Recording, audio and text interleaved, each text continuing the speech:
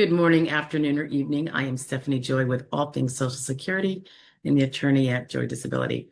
You're about to see what should be a question and answer format type of chat from our live session on a particular topic that we find that a lot of people keep asking about.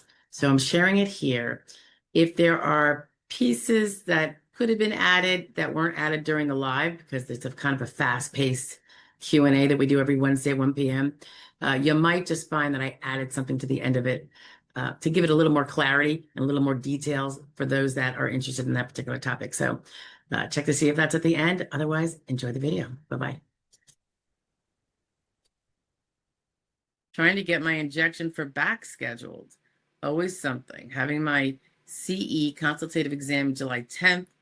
Making progress. Well, that's good. But yeah, I have someone who recently got a epidural or something scheduled, injection.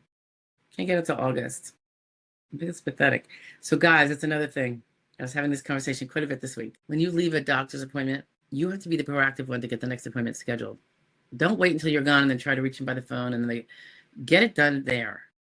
Always have your next one laid out. And if you guys are talking about injections or PT or some sort of therapy, conservative therapy you're going to pursue, or a surgery if that's what you want, you need to be the squeaky wheel. Get them moving.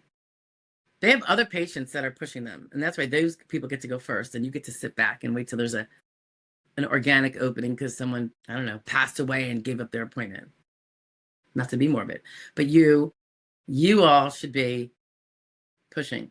Doctor said I was going to get a cervical epidural, whatever, a steroidal injection. I want to get that sooner rather than later. And they'll say, oh yeah, talk to this. Whatever it is, do it. You have to be that person on the phone, making it happen. And it's not like you have a full-time job. So hop to it. Mr. Donnie Doomsday. Donnie, don't be so doomsday-ish. Had my PERC interview. Okay. For those of you who don't know, PERC is pre-effectuate review contact. It's for SSI. After a person has been found disabled, it's to then confirm where their financials are to make sure they are still eligible for any SSI at all now that they've been found disabled. The other prong is the financial. And if they are eligible, does it have to be offset? Like, do they have a little income coming in that would reduce the amount the SSI fund has to spend on them? That kind of thing. They're asking for me to sign for how much I pay in rent. They sent it as one household split. But my lease I signed is a 2-household lease. I sent that. Will I have problems? I don't know. I don't have a firm grasp on how they're doing households and splits and all that right now.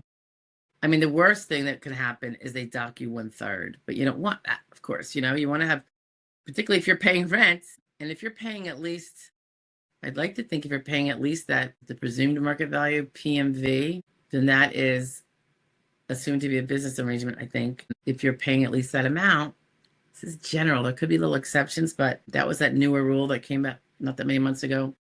Made it a little easier that if you're paying that, you're paying sufficiently for them to send you your shelter portion of that nearly $1,000 SSI maximum amount.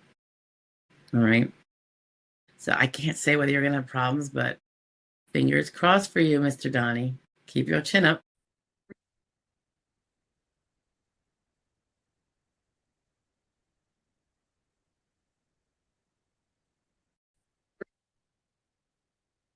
Okay, guys, we have to go over this one more time. This is concerns when you have an SSI or Social Security disability claim. The real big importance of addressing medically each and every one of your impairments. I continue to see people who focus on the big bad one, the most painful impairment perhaps. And I get it, it seems natural. It's the one that took them out of their job because they could no longer lift 50 pounds or 100 pounds or whatever the case may be. That is generally going to eliminate jobs like the one you had from being recognized as something you could do full time. It's nice. It's not going to win your case, but it's nice. The reason why attorneys like myself nag you to go after that hangnail or that slightly arthritic hand, fingers that you can't maybe type all day long anymore, even though you don't really care to type anyway, and that's not what your job required, is because that's going to help us prove that you can't do any of the 12,000 occupations that supposedly exist out there in the national and regional economies in substantial numbers that we have to prove you cannot do. So I know I'm a broken record, but you have to go after all these things. The bad back might take you out of some heavy work. There's still thousands of jobs that are going to pin on you. Okay. And you're going to see a denial and you're not going to be happy. I hear people say, well, my doctor tells me that half the people he knows on disability, he's seen get on disability, are not as bad as I am, implying that he'll just, win like Flynn and no big battle. Nothing can be further from the truth for the majority of people. And I have to question when a doctor says that, because I have yet to meet a doctor that practices, that knows what the vocational and legal rules are concerning a Social Security disability claim. In fact, their little knowledge is a really dangerous thing, because some of them have their patients sitting on their laurels, not doing anything, because the doctor says I'm disabled. Well, SSA doesn't really care what your doctor says, not when it comes to whether he thinks you're disabled. What they care about is his meticulous record keeping as to your symptoms, the signs of the impairments, and how they affect you functionally. It's all about how you function. What limits do they make on your day-to-day functioning? That's everything from walking, sitting, standing, pushing, pulling, concentrating, focusing, using your hands, using your fingers, feeling, fingering, manipulating, bending, twisting, crouching. Does your doctor describe those in the records? You don't know? Maybe you should go order your records and find out. Really important. A doctor saying he's disabled and can't work is going to be tossed on his hindside by the SSA in terms of the weight that statement is going to make. It is explicitly reserved for the commissioner and not for a doctor's conclusion. So it's not helpful. It can be actually hurtful.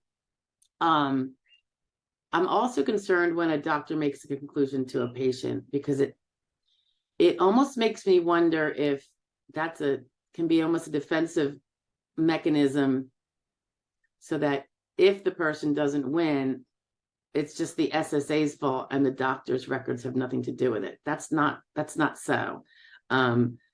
If a doctor wants to know what would be helpful for him to opine about, there are lots of ways to find that out. Sometimes we ask them to.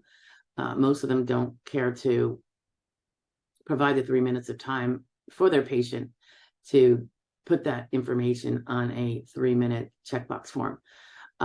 Some doctors will do it because they realize that their records may not make clear what those things are. This is really important both for work accommodations that would be needed if one were to look for a job, which is also helpful for a Social Security disability claim. Both things, which I involve myself in both. So when you, going back to the limiting yourself to just the one big bad thing, when your lawyer or your representative urges you to go to that hand specialist for their arthritic hands, or that numbness and tingling in your fingers that you've been blowing off for 3 years because you've been worrying about your sciatic, take heed, because if you don't, you and you alone are reducing your chances of winning. All right. You're also, if you are eventually going to win, you are encouraging it to take much longer. So you're the one that has to live with that. No one else has to live your life. So I just want to reiterate that. The same would be true. Sometimes people have migraines. This is just another example. And they see the neurologist once a year for follow-up.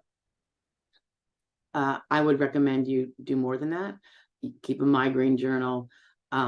Maybe see your migraine specialist more than once a year, so they can see the fluctuating happenstances of your migraines.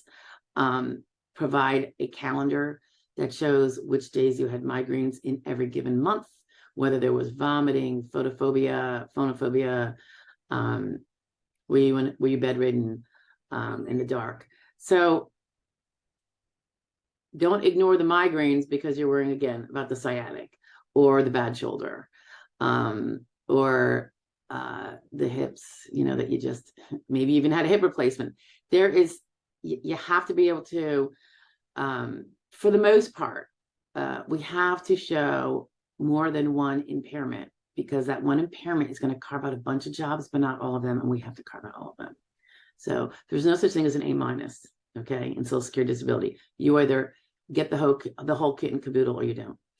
Okay, so that's it for this lovely holiday season. I'm freezing. I don't know about you. I hope everybody has a wonderful holiday and a Merry Christmas, and I look forward to seeing you in the new year, if not sooner. Take care now.